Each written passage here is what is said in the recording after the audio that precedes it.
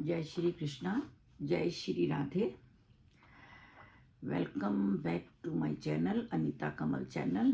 तो आज हम आपको इस चैनल के माध्यम से बताने जा रहे हैं कि आखिर महाभारत को महापुराण क्यों नहीं कहा जाता और आखिर क्यों कुरुक्षेत्र को महाभारत के युद्ध के लिए ही चुना गया। कोई और जगह भी चुनी जा सकती थी, कुरुक्षेत्र को ही क्यों चुना गया।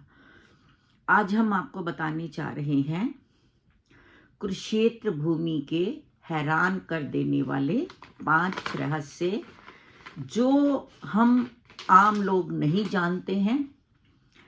और मैं आशा करती हूँ कि आप मेरी इस वीडियो को अंत तक देखेंगे और इन रहस्यों के बारे में जानेंगे और अपने घर में अपने बच्चों को भी कुरुक्षेत्र की भूमि का क्या महत्व है और युद्ध के लिए इसे ही क्यों चुना गया, इसके बारे में अवश्य बताएंगे। महाभारत को महाभारत नहीं कहते बल्कि इसे पंचम वेद का दर्जा मिला हुआ है। हमारे 4 वेद पहले हैं, आपको पता है, और इसे पंचम वेद का दर्जा मिला गया है महाभारत को। यह विख्यात है कि भारत का इतिहास ग्रंथ है। महाभारत का युद्ध कौरवों और पांडवों के बीच कुरु साम्राज्य के राज सिंहासन को लेकर कुरुक्षेत्र में लड़ा गया था। इतना तो सबको पता ही है कि कौरवों और पांडवों को राज सिंहासन को लेकर जो मतभेद थे, महाभारत का जो युद्ध था उसके लिए लड़ा गया था। क्योंकि जो दुर्योधन था वह 5 गांव भी देने के लिए तैयार नहीं था और पांडवों को उनका हिस्सा चाहिए था। इसलिए अपने राज सिंहासन के लिए पांडवों और कौरवों का युद्ध जो है महाभारत में हुआ था, कुरुक्षेत्र में हुआ था। कुरुक्षेत्र भारत के राज्य हरियाणा का एक क्षेत्र है। सुना है कि एक दूत के अनुसार, जो कृष्ण जी ने भी सुना, कि कुरुक्षेत्र में एक बार बड़े भाई ने छोटे भाई को खेत की मेड़ टूटने पर वर्षा का बहता हुआ पानी रोकने के लिए कहा, तो छोटे भाई ने साफ इनकार कर दिया कि वह यह काम नहीं करेगा।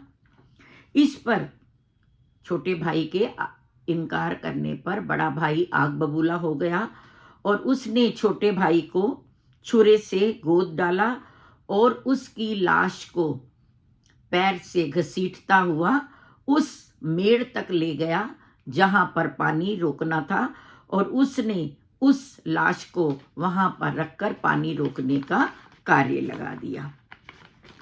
इस कहानी को सुनकर श्री कृष्ण जी ने यह तय किया कि युद्ध भूमि के लिए यही जगह चुनी जाए। कौन सी? कुरुक्षेत्र की जगह चुनी जाए, जहां भाई भाई के लिए, युद्ध के लिए भाई भाई को मारने पर तैयार हो गया है। जब श्री कृष्ण आश्वस्त हो गए कि इस भूमि के संस्कार जो हैं भाइयों के एक दूसरे के प्रति प्रेम उत्पन्न नहीं होने देते हैं और भाई एक दूसरे को मरने मारने पर तैयार हो जाते हैं, तब उन्होंने युद्ध की जो घोषणा की कि यह युद्ध कुरुक्षेत्र में ही किया जाएगा। क्योंकि उन्हें पता था कि भाई भाई को मारा है और ये युद्ध जो हो रहा है ये भी भाई और भाइयों के बीच में हो रहा है। इस भूमि के, कुरुक्षेत्र की भूमि के संस्कार ही कुछ ऐसे हैं कि यह एक दूसरे के प्रति प्रेम उत्पन्न नहीं होने देंगे। दूसरी कहानी है, जब कुरुक्षेत्र की जुताई कर रहे जब राजा कुरु अपने क्षेत्र की जुताई कर रहे थे तब इंद्र ने उनसे आकर इसका कारण पूछा कि राजा होकर भी आप स्वयं इसकी जुताई क्यों कर रहे हैं। उन्होंने कहा कि जो भी व्यक्ति इस स्थान पर मारा जाए वह पुण्य लोक को जाए, ऐसी उनकी इच्छा है। राजा कुरु ने यह इच्छा प्रकट की कि वह जुताई इसलिए कर रहे हैं कि इस सारा जो ये कुरुक्षेत्र का एरिया है, जो भी पुण्य आत्मा यहाँ पर मरे और वह सीधी ही स्वर्ग लोक को जाए। तो इंद्र ने उनकी बात को हंसी में उड़ा दिया और इंद्र लोक चले गए। ऐसा कई बार हुआ। तब इंद्र ने यह बात अन्य देवताओं को बताई। देवताओं ने जाकर बताई कि राजा कुरु इस प्रकार कह रहे हैं। तो देवताओं ने कहा, यदि इंद्र को कहा कि यदि संभव हो तो कुरु को अपने पक्ष में कर लो। तब इंद्र ने कुरु के पास जाकर क्षमा मांगी और कहा कि कोई भी मनुष्य हो, चाहे पशु हो, चाहे पक्षी हो, कोई भी पक्षी अगर मनुष्य पशु पक्षी निराहार समझते हैं कि अन्न जल त्याग कर अन्न का व्रत हो या कुछ ऐसा हो जिसमें वो कुछ भी ग्रहण ना करे, इस स्थान पर मारा जाएगा तो वह स्वर्ग का भागी बनेगा। यह बात अर्जुन और श्री कृष्ण आदि सभी जानते थे। इसीलिए महाभारत का जो युद्ध है वह कुरुक्षेत्र में लड़ा गया कि जो सैनिक इसमें धर्म के युद्ध में लड़ रहे हैं वह भूखे प्यासे होंगे तो उनको क्या होगा, मृत्यु प्राप्त होने पर वह सीधा कहाँ जाएंगे, स्वर्ग को। तीसरी है कि पितृभक्त श्रवण की कहानी आपने सबने सुनी हुई होंगी। उनके जैसा पुत्र खोजना मुश्किल है। श्रवण के जो माता पिता थे वो क्या थे, अंधे थे, और श्रवण पूरी लगन से उनकी सेवा किया करते थे। उन्हें किसी प्रकार का कष्ट नहीं होने देते थे।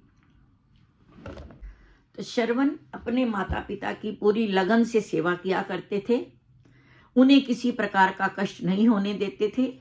एक बार उनके श्रवण के माता पिता ने उन्हें तीर्थों पर ले जाने की इच्छा प्रकट की। तो श्रवण ने उनकी आज्ञा को शिरोधार्य करते हुए एक कांवड़ में बिठाकर उन्हें तीर्थ यात्रा करवानी शुरू कर दी। और यात्रा करवाते करवाते कहते हैं जब वह कुरुक्षेत्र की भूमि पर पहुंचे तो उनके मन में भी यह भाव आ गया कि क्यों ना अपने माता पिता को पैदल चलवाया जाए। उसने अपने माता पिता को पैदल चलने के लिए कांवड़ को जमीन पर रख दिया और माता पिता को पैदल चलने के लिए कहा। अंधे माता पिता ने वैसा किया, वह चलने तो लगे, लेकिन उन्होंने श्रवण से कहा कि हे बेटा, जितनी जल्दी हो सकता है इस जमीन को पार कर लिया जाए, और वो तेजी से चलने लगे। जब कुरुक्षेत्र की भूमि निकल गई तो श्रवण के मन में यह विचार आया कि मैंने ये क्या किया, अपने माता पिता को पैदल चलवा दिया, और उन्हें पछतावा होने लगा। और फिर से उसने क्या किया, उनको कांवड़ पर बिठा लिया। तब पिता ने श्रवण से कहा कि यह तुम्हारा दोष नहीं है।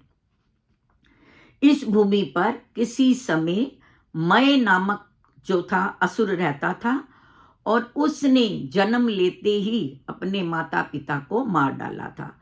उसी के संस्कार जो हैं अभी तक इस कुरुक्षेत्र की भूमि पर बने हुए हैं, इसलिए इस क्षेत्र से गुजरते हुए तुम्हारी बुद्धि ऐसी हो गई थी। आगे महाभारत के वन पर्व के अनुसार कुरुक्षेत्र में आकर सभी लोग पाप मुक्त हो जाते हैं, और ऐसा कहा गया है कि जो भी इस कुरुक्षेत्र में जाएगा वहीं निवास करेगा। यहाँ तक कि आंधी से उड़े हुए धूल के कण भी अगर किसी पापी को लग जाते हैं वह परम पद को प्राप्त हो जाता है।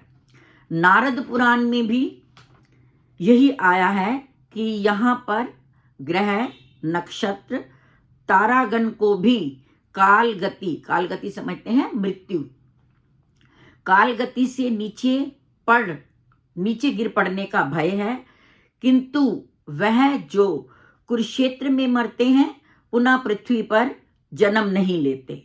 भगवत गीता के प्रथम श्लोक आपने सब जानते हैं।